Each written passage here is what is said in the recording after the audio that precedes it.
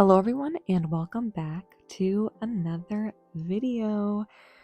Today we are here and we have another two illustrations that I did and I am very excited to talk about these because I recently, if anyone has seen my last couple of videos, and my mental space recently when it comes to drawing, I have been really going through kind of just a rough kind of art block, I guess I would say, and I've been really struggling with like procrastination and with a lot of my artwork recently, and I just haven't really been very happy with it. And I've been kind of going back and trying to do more studies recently to really get me back into a headspace that I think can improve my art. And I think studies is a really great way to do that. And to kind of go back into like, I don't know, my roots, but also at the same time doing things that I feel more comfortable drawing, which is like faces and people, which is like the things that I gravitate towards more as an artist. And so, yeah, I really wanted to practice with some more lighting and coloring and color theory studies.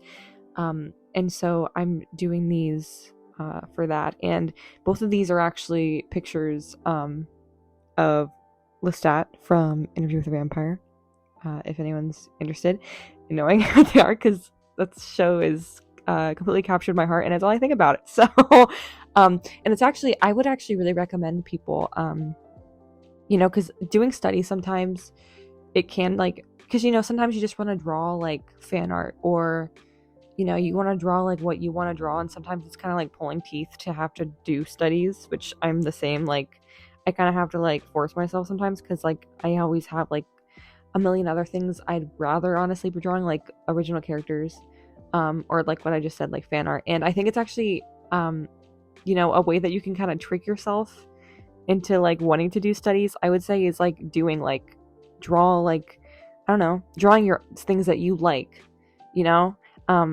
because it makes it more enjoyable, so that it's not like you're like you're forcing yourself to draw something that you don't really want to do. So like with these, like I'm doing fan art, but I'm also practicing, so it's a good mix.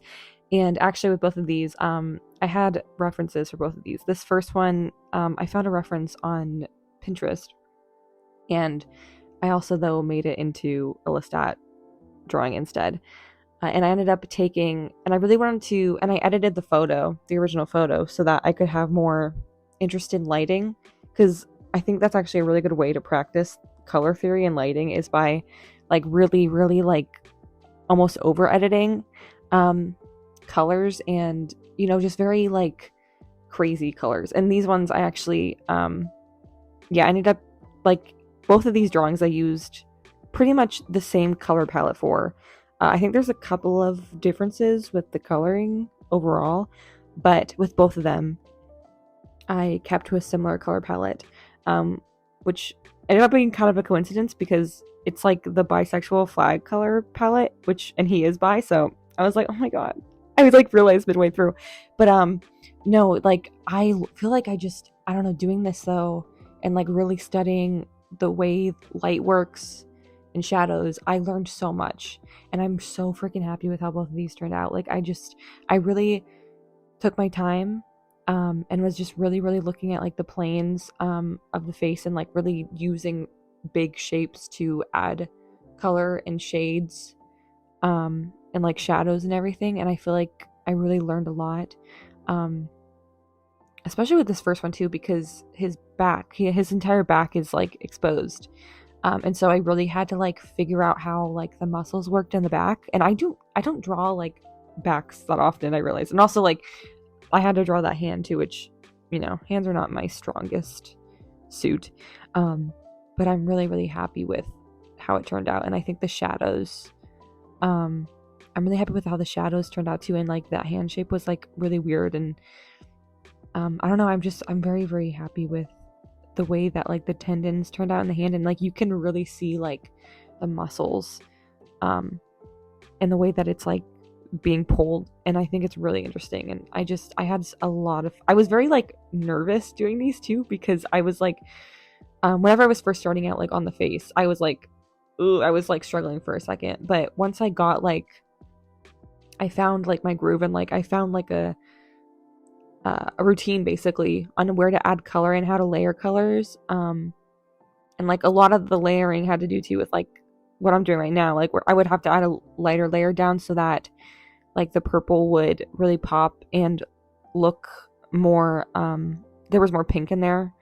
And yeah, and there's just tons of other examples of that too with like the darker colors. And again, I also think keeping with a very small color palette also actually really helps more.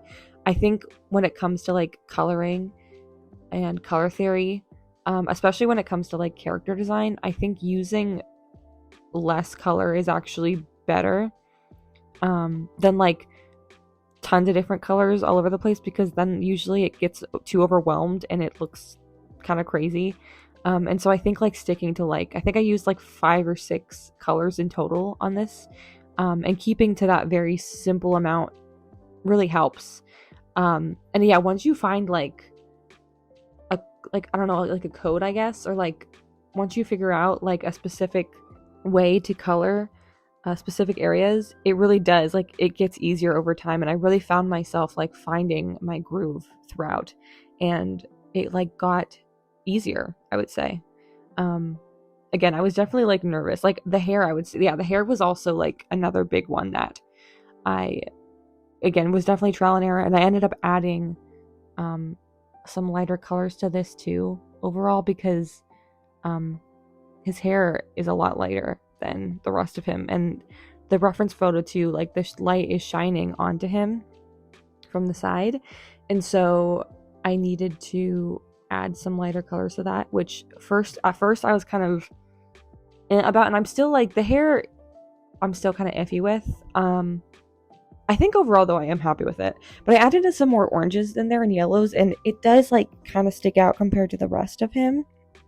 And I ended up actually at the end of this, because all this is done with Copics, Copic markers, and at the very end I end up with the background, I did an acrylic background with paint, and I also added some highlights in the hair too to make it a little bit lighter, because I accidentally went a little bit overboard with the purple in the hair, and I made it a little bit darker than I intended originally.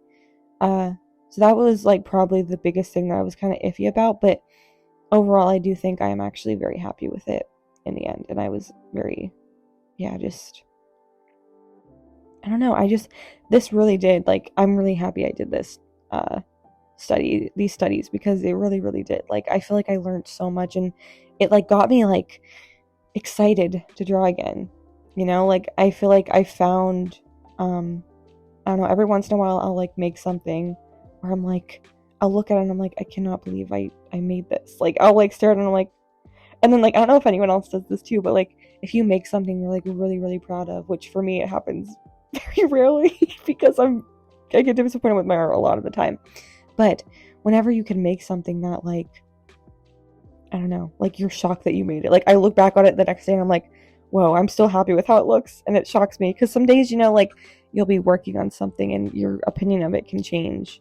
And yeah, no, that I was continuously happy with it. And also that eye that I did too, that's like peeking out over the arm, I ended up making that. I also ended up kind of doing my own thing with that too. I added some creative liberties with like the hair and the eye, because I wanted his eye to really, really pop. So I made it more of like a lighter purple. And I really like how it looks too, because it really contrasts with the rest of the drawing, which I'm really happy with in the end. But yeah, that first one I was very proud of, and kind of amazed that I turned out the way it did, because it was kind of a trial and error process, but overall I was very happy with it. This next one that I'm working on was, again, like, whenever this one was interesting, because this one I was very nervous about, because I really, really wanted it to turn out good, because I love, this was directly referenced from the new teaser trailer that they recently released for the Vampire Lestat, and I'm obsessed with this look, so I really, really wanted to draw it, and I just love to, again, like, I really edited the photo that I originally was looking at to make the colors even more crazy, and have really, really interesting shadows. And this one again, like it was just so interesting to really, really pay attention to the planes of the face. And I found out too, like while I was shading the face and everything, I really, really like very distinct lines in my art, and like really, really distinct shapes when it comes to shading. I prefer there to be more of a distinct difference between colors rather than it being extremely blended in. I don't know, I feel like you get more personality out of a drawing whenever you do that, and more personality in the face of a drawing. And also I've learned over time too to add more like white space where like there's lighter spots, because I think it also makes things really like makes highlights stand out especially a lot more. But yeah, no, like doing these parts on the face was very nerve-wracking for me, because I was like, one wrong move and it's not like, I can't really fix, it's hard to really like fix stuff like this if you mess up, because it's marker and you can't really go back. So this was very nerve-wracking, like going over parts, and I was very, very like cautious. But again, like as I went on, like I just found myself getting more confident with my lines, and I felt more like assured, and like I realized I knew what to do over time. And it was just it's a great feeling to have, because it's showing that you are more confident, and I don't know, you're learning basically. I realized it's a very gratifying feeling, and I was very, very just, I don't know, just happy and relieved. And I'm so, again, like I would really recommend doing stuff like this. And I also tend to fall into bad habits when it comes to like getting impatient. I can get kind of impatient and kind of lazy as an artist a lot of the time, when it comes to like details and stuff. And doing both of these, like it forced me to, and I forced myself to like really take my time and like pay attention to detail, and really pay attention to like shapes in the face. And I also really wanted to try to get as much of like the likeness as I possibly could of who I was drawing, which is another whole side of it too, that I feel like I really was able to find a groove in, which I'm very happy with overall in the end. And I think there's also something to be said too about like, I don't know, like confidence as an artist can be really hard to find, because especially like for me, like right now, like as I was saying before, like I've been very I don't know, like a lot of the stuff I've been making recently I've just not been happy with, like in my style in general. I've been feeling kind of like self-conscious about. And I feel like whenever I'm not sure if anyone else relates to this, but me personally, whenever I go through those periods in my art, I tend to like be afraid to like step out of the box, or like make more confident decisions when it comes to like coloring, or really anything else, like poses, or all the steps to drawing. And this, like I had to be forced to like just do it. Sometimes you literally do, like, even though it's terrifying sometimes to like put like crazy colors on something, or put like, sometimes you just kind of have to do it and like hope for the best, I guess. I don't know, because like otherwise you're never gonna like have the trial and error process, and like obviously like you'll make mistakes and stuff, but that's kind of just part of the learning curve, I guess. I've learned over time. And you kind of just have to like trusting the process too is so important. I do think like it's okay to like, give up on a drawing sometimes. Like I don't always think that's like, I know, like I don't think that's like a terrible thing to do, but I don't know, I think like trusting the process and like really like, I don't know, taking the time, I think can really like set you kind of back on track again. But I also, I understand though, like also that it's hard to do that sometimes, because like I personally really struggle with procrastination. It's like a constant struggle I have. And it's very frustrating, because like I go through periods where it's like I really want to draw. I do. Like I really want to, but like I just can't get myself to get in the headspace, or I I get very distracted a lot of the time too, very easily, and it's extremely frustrating for me because I'm like, oh, I want to do this thing, but I just can't get my brain to like shut off, you know? Like I feel like my brain's constantly going off, like going crazy all the time. And I really struggle with concentration. Um, but once I can usually, if I just hit like a certain point where I can really like get in the groove of something, I'm able to like, you know, keep going. And yeah, I really felt that this time around. So I was very grateful for that. Adding in these very dark shadows too, I was like very nervous about because I was like, oh god, oh, I was like it because it looked like really dark at first, but then I ended up shading it. I shaded more stuff in, and it ends up helping a lot.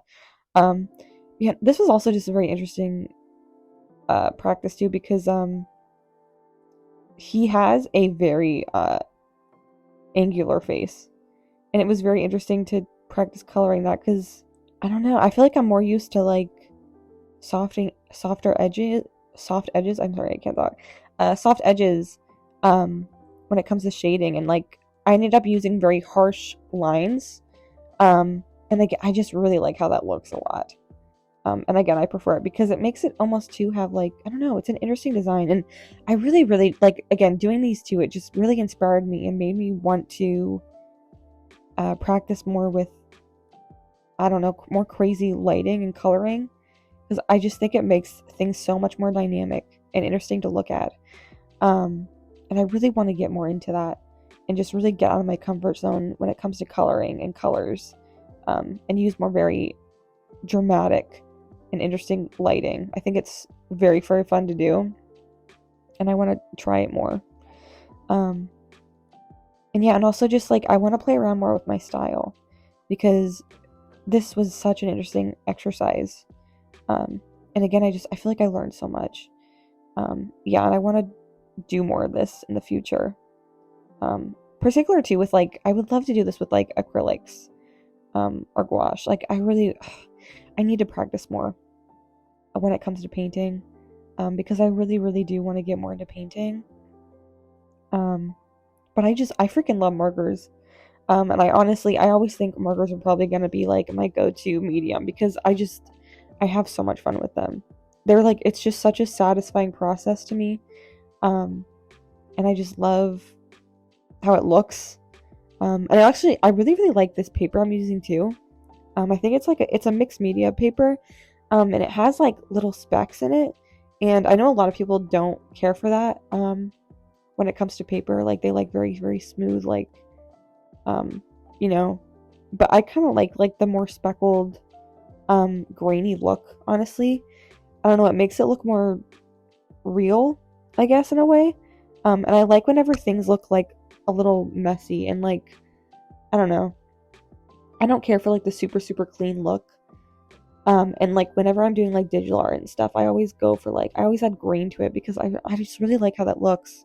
And it makes it look like, I don't know, it like ages it almost in a weird way, which I kind of like though. I don't know. It's interesting. It's weird. Yeah, also like working on, I also like, I was going back and forth on where I was going to cut off, like the bust shot, you know? But I'm actually really happy with where I cut it off to and like the way I did his clothing, because he has like a see-through, it's not a jacket, like it's not even a cardigan. I don't know what it's freaking called, but he has like a see-through thing on over, and that was really interesting to try to figure out the texture of that because you can see like his bare arms underneath it, and it was interesting to. Oh, I guess shawl is the word. Sorry, yeah, shawl. It was interesting trying to figure out how to do that because I don't, and like it was also an interesting material, so I had to figure out how to add that stuff in, which was very interesting and fun. But again, I had a blast with it overall anyway. So it was very, very interesting. And I remember too, while I was working on his clothes and stuff, I was kind of worried at first because I was afraid it was going to kind of blend in too much with the rest of him and his skin and stuff. But I found I actually didn't have that problem because I was able to differentiate with more purples than the rest of his skin. So yeah, that was an interesting exercise to have to find and figure out too. And I ended up to, a lot of this, there's not a lot of line art in this, which I actually also think that's why I like this a lot. I find more and more that I actually prefer less lines in my artwork. And even if I do add line art to something, it's very rare that I do like completely black line art unless I'm doing like a completely black and white piece of art.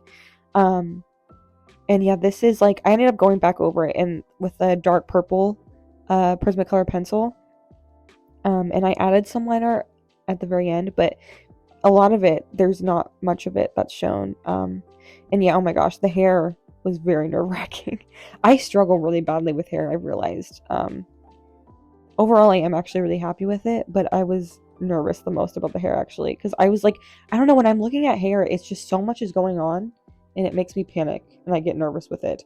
And it's hard for me to distinguish shapes, but overall, I'm actually very happy with it, and I like how it turned out a lot. And just again, both of these, I feel so good. I feel so happy about them, and I'm hoping this will like help me more in the future, and I'm excited to do more stuff in my sketchbook. I'm getting so close to finishing it, and I can't wait to show everyone it. But yeah, I hope everyone really enjoyed this. I had a lot of fun making it, and I hope everyone has an amazing day.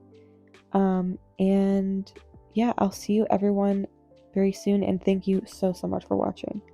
Bye.